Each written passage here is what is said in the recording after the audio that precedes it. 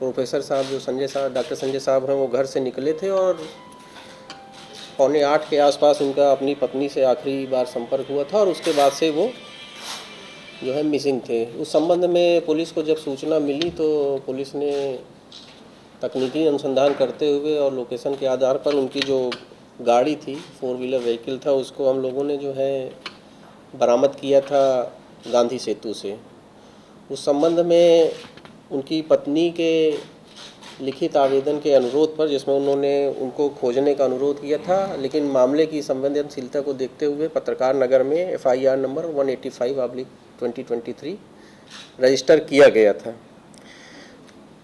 विषय की गंभीरता को देखते हुए उसी समय जो है एक विशेष टीम का गठन किया गया था, नगर पुलिस अधीक्षक पूर्वी और तकनीकी शाखा के लोगों को मिलाकर, और उनके द्वारा लगातार इस संबंध में जो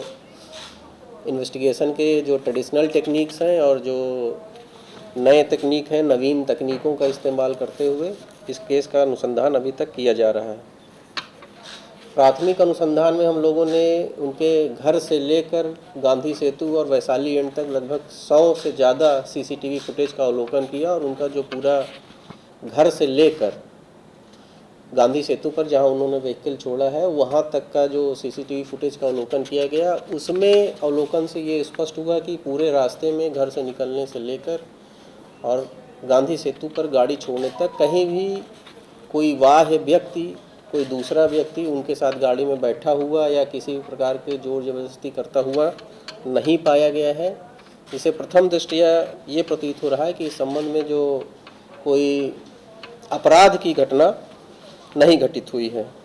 उसके बाद जो है हम लोगों ने कई चरण में CCTV फुटेज का अवलोकन किया है। हम लोगों ने ये भी जानने का प्रयास किया कि कहीं कोई व्यक्ति या किसी गाड़ी से या किसी अन्य तरीके से उनका पीछा कर रहा हो। इसका भी हम लोगों ने कई तरीके से अनुसंधान करने का प्रयास किया, लेकिन उसमें भी अभी तक ये बात, इस तरह की कोई बात प्रकाश में नहीं आई है कि कोई गाड़ी से, कोई 4 व्हीलर से या किसी 2 पहिया वाहन से किसी संदिग्ध व्यक्ति द्वारा उनका पीछा किया जा रहा हो। जो वीडियो मिला है, CCTV फुटेज हम लोगों को मिला है जिसमें वो गाड़ी से उतरते हुए और फिर पैदल चलते हुए दिखाई दे रहे हैं, उस CCTV फुटेज को हम लोगों ने नेशनल साइबर फोरेंसिक लैब नई दिल्ली को भेजा है, उस वीडियो को एनहेंस कराने के लिए और ये जानने की कोशिश करने के लिए कि जहां वो नहीं दिखाई देते हैं फर्दर, क्योंकि कैमरे के लेंस पे काफ़ी रोशनी पड़ रही थी, जो वाहन चल रहे थे उनका काफ़ी प्रकाश पड़ रहा था, इस बार कई बार स्पष्ट नहीं हो पा रहा था।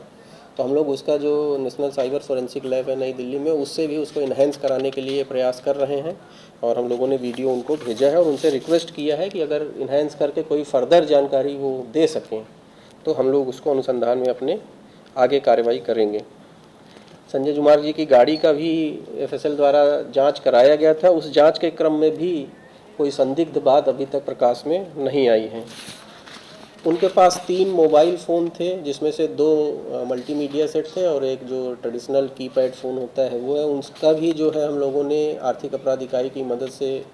डेटा कलेक्ट किया है और उस संबंध में भी विश्लेषण हम लोग लगातार कर रहे हैं। अभी तक के विश्लेषण में भी कोई ऐसी आपराधिक घटना या किसी अन्य प्रकार का जो है बात सामने नहीं आई है। उनके सभी जो सरकारी बैंक खाते थे जिसका वो संचालन करते थे, उनके हस्ताक्षर से जो संचालन होता था, उनके निजी बैंक खातों का भी हम लोगों ने विवरण प्राप्त किया है, उसका भी विश्लेषण किया गया है। अभी तक के विश्लेषण में केवल एक बड़े अमाउंट का ट्रांजैक्शन सामने आया है, 5 लाख रुपए का, जो उनके व्यक्तिगत अकाउंट से हुआ है। इस संबंध में जब जांच किया गया, अनुसंधान किया गया, तो पता चला कि उनके घर का रेनोवेशन हो रहा था और ये पैसा उन्हीं को, जो रेनोवेशन करने वाले लोग हैं, उनको पेमेंट किया गया है। इसके अलावा जो ट्रांजैक्शंस हैं वो ज़्यादातर छोटे छोटे अमाउंट पे हैं। सरकारी खाते में भी जो उस दिन का, घटना के समय का 1 तारीख का जो सबसे बड़ा ट्रांजैक्शन है वो 49,000 का है, वो भी पेमेंट किया गया। उसमें भी अभी तक कोई संदिग्ध बात प्रकाश में नहीं आई है। अनुसंधान के क्रम में जो है उनके जानने वालों में और दूसरे लोग जो उनकी गतिविधियों से परिचित थे, उनके कार्यस्थल पर जानने वाले थे, उनके परिवार के सदस्य, उनके मित्र, ऐसे लगभग 52-53 लोगों से हम लोगों ने पूछताछ की है और उनके द्वारा भी पूछताछ के क्रम में कोई विशेष बात नहीं बताई गई। लेकिन कुछ लोगों ने ज़रूर ये बताया है कि पिछले 1.5-2 महीने से थोड़ा सा वो परेशान लग रहे थे। परेशान किस विषय पर थे, इस विषय पर हम लोग और अनुसंधान के क्रम में पता करने की कोशिश कर रहे हैं।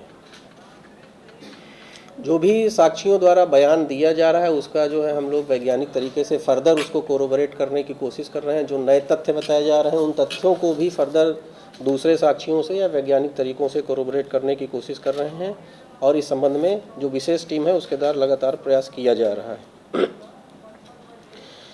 कुछ मामलों में हम लोगों को सूचना प्राप्त हुई थी कि डॉक्टर संजय साहब जो है फार्मेसी कॉलेजेस का इंस्पेक्शन करने के लिए जो टीम जाती थी उसमें भी जाते थे। तो एक दो स्पेसिफिक सूचनाएं हम लोगों को मिली थी कि कुछ जगहों पर वो गए थे, लेकिन अनुसंधान के क्रम में अभी तक ये बात स्थापित नहीं हो पाई है कि जो सूचनाएं मिली थी हम लोगों को दी गई थी कि वो ऐसे फार्मेसी कॉलेजेस में गए हों। फिर भी हम लोग 2 बार 3 बार इन चीज़ों को फिर से देख रहे हैं कि ऐसा नहीं हो कि कुछ हमारी नज़र से छूट जाए। लेकिन अभी तक जो बात हुई है कि लास्ट 3, 4, 5 महीनों में ऐसे किसी कॉलेज के इंस्पेक्शन में वो नहीं गए थे। मतलब हम लोगों ने जो जानकारी प्राप्त की है कि तकनीकी अनुसंधान के माध्यम से कि अक्टूबर के बाद जो है पटना से बाहर जाने की अभी तक कोई साक्ष्य नहीं मिले हैं, लेकिन फिर भी जो सूचनाएं हम लोगों को मिल रही हैं उसको हम लोग लगातार जो है वेरीफाई कर रहे हैं तकनीकी अनुसंधान के माध्यम से भी और जो ट्रेडिशनल इन्वेस्टिगेशन की टेक्निक्स हैं उनके माध्यम से भी। कल भी एक सूचना इस संबंध में हम लोगों को मिली है, उसका भी हम लोग फर्दर वेरिफिकेशन कर रहे हैं। इसके अलावा हम लोगों ने जो हमारा फेसबुक और ट्विटर है उस पर भी सूचनाएं साझा करने की प्रयास कर रहे हैं और जो स्टेट गवर्नमेंट का तरीका है उस तरीके से हम लोग बिहार, झारखंड और पश्चिम बंगाल, उत्तर प्रदेश पड़ोसी राज्यों में भी सार्वजनिक रूप से सूचनाओं के प्रयासन के लिए अग्रतर कार्रवाई कर रहे हैं। वो भी हम लोग 1 से 2 दिन में पूरा करने का प्रयास करेंगे।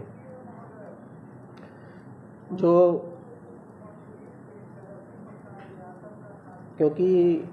जैसा हमने बताया कि जहाँ से व्हीकल मिला है वो गंगा नदी के बहुत किनारे नज़दीक की जगह है, वहाँ से 100 मीटर बाद ही काफ़ी तेज़ पानी का बहाव है। इसलिए एक संभावना के रूप में देखते हुए हम लोगों ने